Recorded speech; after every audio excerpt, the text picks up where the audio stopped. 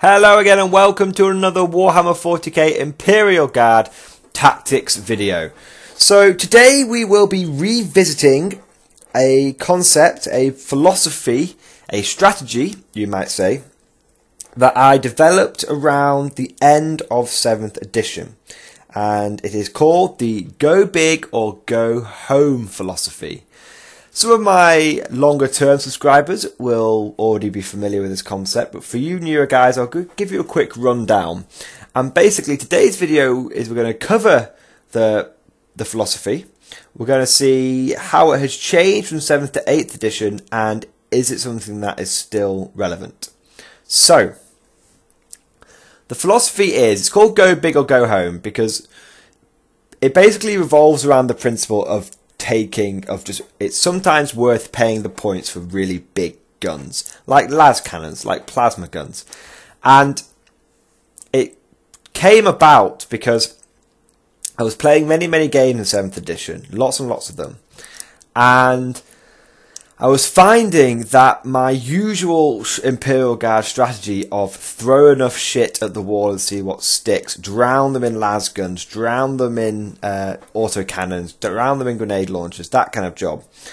I was finding that philosophy, that drown them in wounds, that grind them down philosophy, just wasn't working. And I increasingly became frustrated with the fact that I would be doing statistically okay, maybe, you know, I always have pretty bad dice rolls, but statistically okay, I would be achieving good amounts of hits, good amounts of wounds, but my opponents just would not fail saves.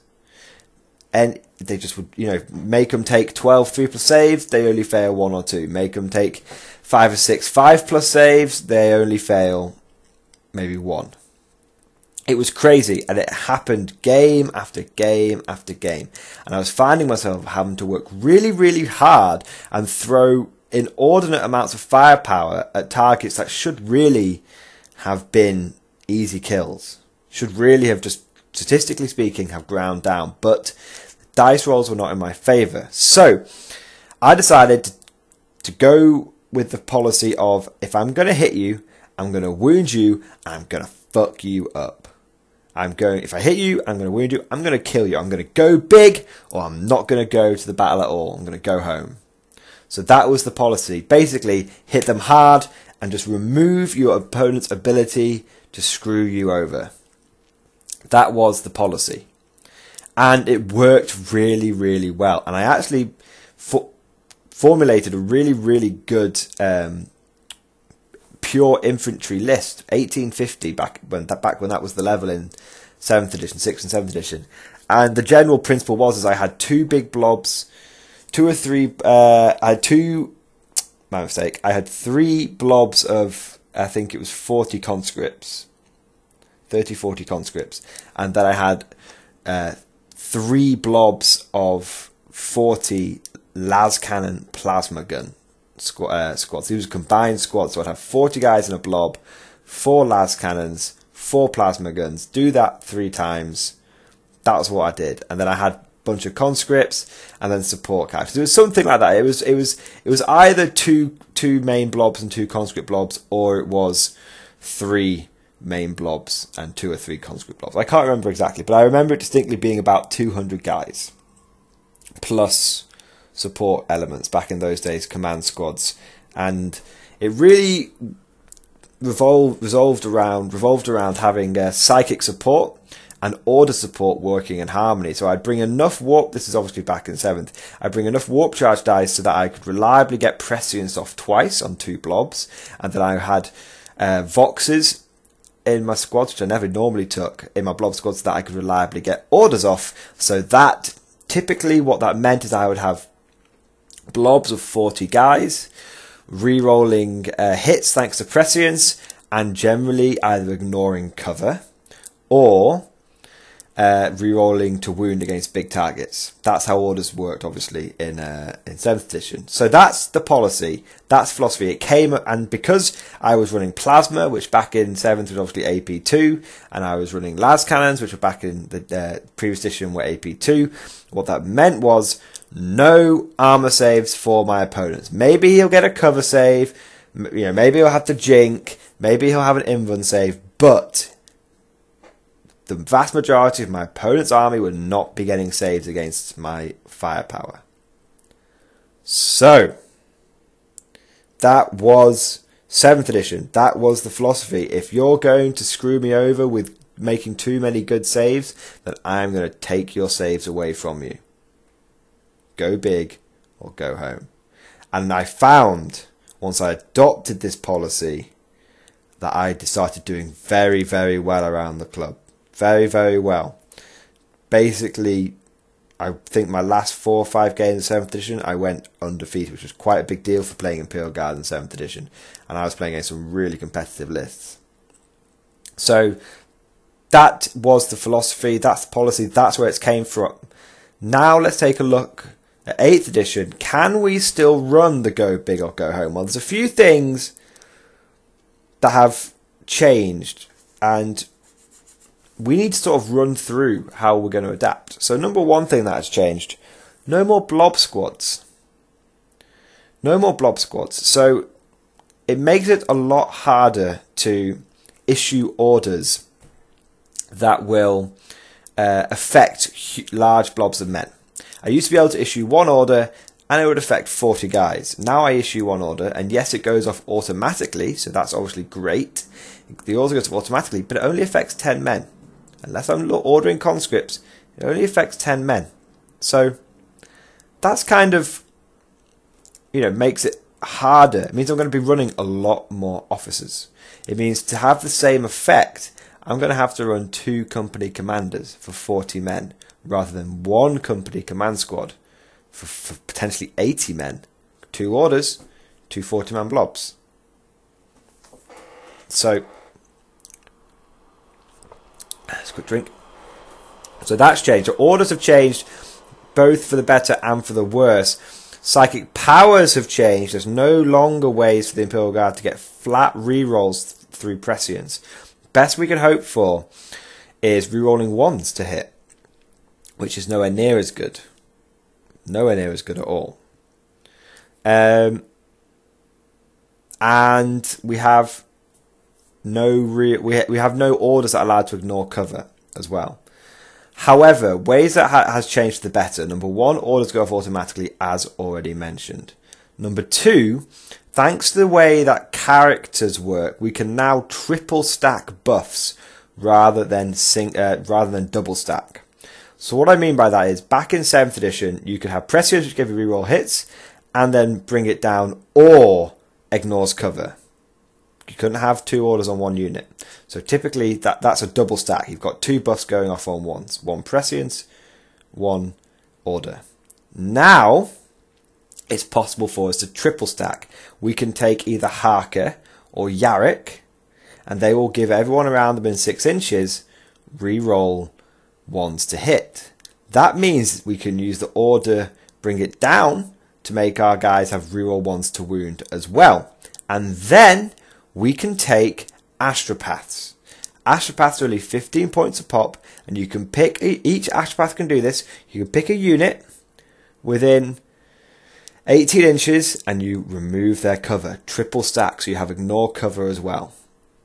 So we would have rerolling 1s to hit, rerolling 1s to wound, ignoring cover. That's quite tasty. That's very tasty. However, does it compare? I mean, flat rerolls to hit was better. Flat rerolls to hit was much, much better. Potentially, I'm going to have to try the triple stack buff. How else has the policy changed? Well, looking at the squads on their own, it has actually become much cheaper to run go big or go home. Because an infantry squad is now 40 points rather than 50 points. Las cannons have stayed 20 points, but, it's a big but, plasma guns are now 7 points instead of 15 points. So previously, we're running a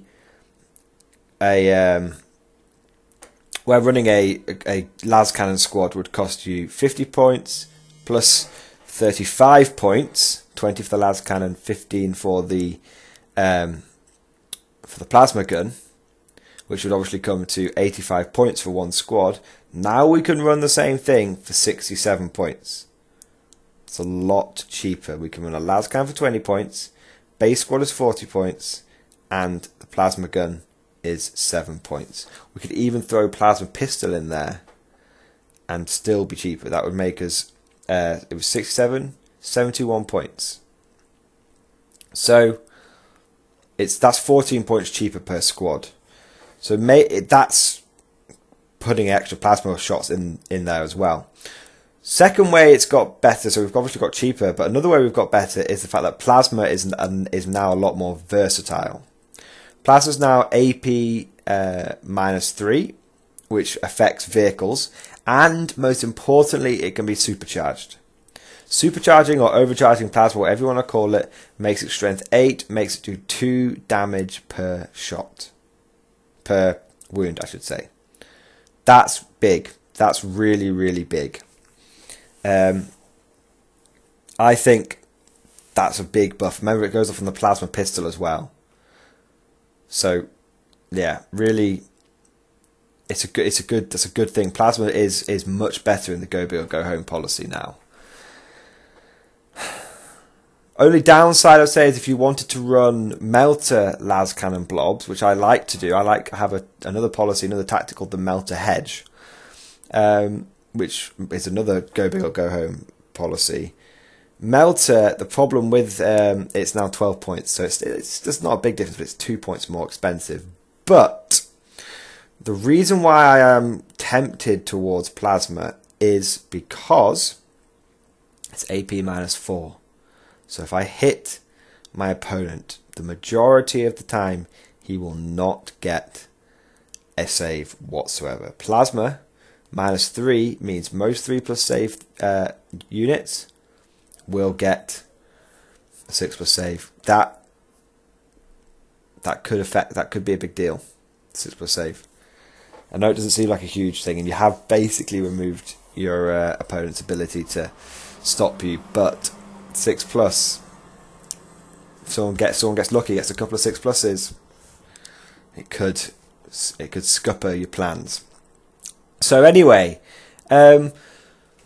how would I? So that's how it works. That's the changes for between 7th and 8th edition. Now, how would I implement it in 8th edition?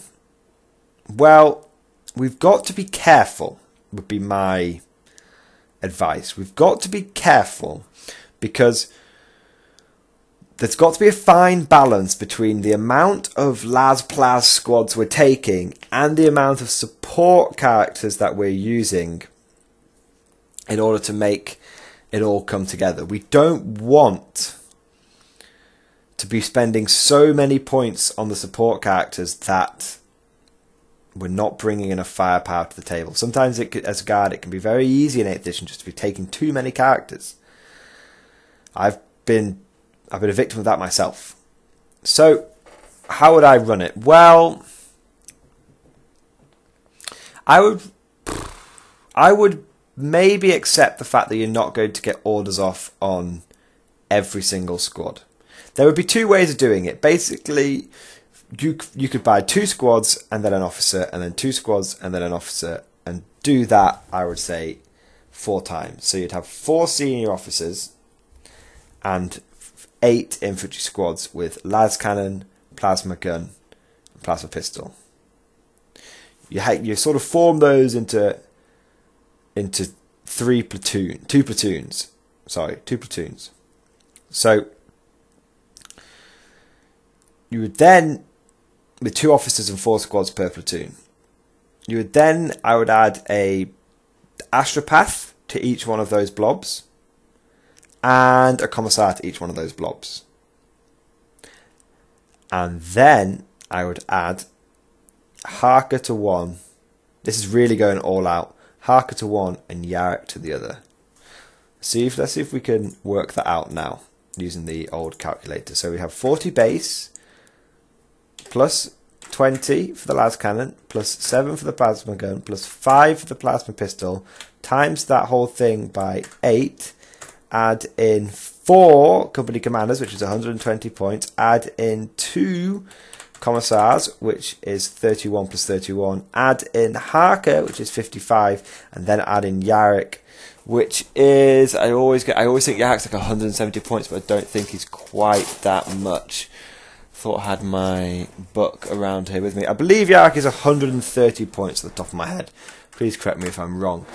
So that comes to, if you're going all out, that comes to 943 points. And you've taken 1, 2, 3, 4, 5 HQs, and then 1, 2, 3, 4, 5 elites. And then you've got 8 infantry squads. That's 1,000 points. But how much of that was support characters, and how much of that was the actual firepower? So just work out again. 40, 27, 5 times 8. So 576 points. So basically 2/3 of it was firepower, and then 1/3 of it, about 400-ish points. That's almost half. It's more, yeah, it's like 65, you know, I don't know the exact percentage, but a lot. It's almost the same price again to make it all work together. That's expensive. That is very, very expensive. But on the plus side, if you are playing a... 1 second. Fucked it up. Anyway, plus side is, if you are playing a 1,500 point game or a 2,000 point game, that leaves you roughly 500 to 1,000 points of spare points to spend on whatever firepower you want. Be that tanks, conscripts, who knows. I think it could work. I think there is a possibility it could work. It just seems very, very expensive. And it's a lot of re-rolling ones rather than a lot of re-rolling all hits, re-rolling all wounds. I just feel like it's a lot of points, and maybe it's not quite worth it. Rerolling, my one thing I want to sign off on is rerolling ones on a unit that only hits on a 4+ doesn't seem great. Rerolling ones on units like tank commanders with Pask ordering them to reroll ones works very, very well, because it means there's only on a 2 are you not going to have any sort of chance to hit, which is 1 out of 6 dice rolls. That's a 16% chance you've got no chance of hitting. That's quite low. With that is literally doubled when using infantrymen, when using guardsmen. So I'm not sure. Maybe I'm going to have to do some playtesting with the go big or go home policy. I think it's going to be. I think it's going to work. I think it is going to work. I'm just going to have to playtest it to fully understand if those sort of triple stacking but less intense buffs are going to be better than just the double stacking but more powerful buffs. It's going to be interesting. I would really like to hear some feedback from you guys. Do you think that Go Big or Go Home is still viable for 8th edition, or do you think maybe it's just the plasma that does the majority of the work and we don't even really need the las cannons, and maybe we should be more mobile? Who knows? I'd really like to hear some feedback from you guys. So I hope you guys have enjoyed this video. Please comment, tell me what you think, and of course, I'll see you guys next time.